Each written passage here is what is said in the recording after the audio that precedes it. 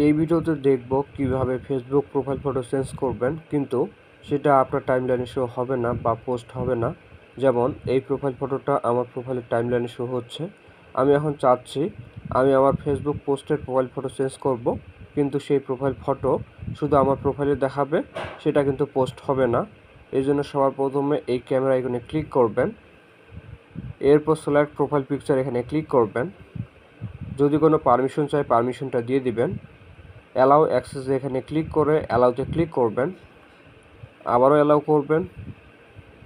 এবার গ্যালারি থেকে যে ফটোটা প্রোফাইলে আপলোড করবেন ওই ফটোটা এখান থেকে সিলেক্ট করবেন। আমি এই ফটোটা সিলেক্ট করলাম। সিলেক্ট করা হয়ে গেলে ছোট্ট একটা কাজ করতে হবে, share your update to news feed. এখানে দেখবেন আপনার টিক দেওয়া আছে, আপনার শুধু কাজ এই ঘর থেকে টিকটা ওঠায় দেওয়া। এবার সেভে ক্লিক করবেন। তো দেখেন আমাদের প্রোফাইল ফটো আপলোড হচ্ছে, একটু অপেক্ষা করি। এবার আমার প্রোফাইলে নতুন আপলোড করা প্রোফাইল ফটোটি শো হচ্ছে। আমি যদি নিচের দিকে আসি, এখানে কিন্তু নতুন প্রোফাইল ফটোটা আমার প্রোফাইলে শো হচ্ছে না, শুধুমাত্র আমার প্রোফাইলে ফটোটা চেঞ্জ হয়েছে। ভিডিওটি ভালো লাগলে লাইক করবেন, চ্যানেলে নতুন হয়ে থাকলে সাবস্ক্রাইব করবেন। দেখা হচ্ছে নতুন কোনো ভিডিওতে। ধন্যবাদ।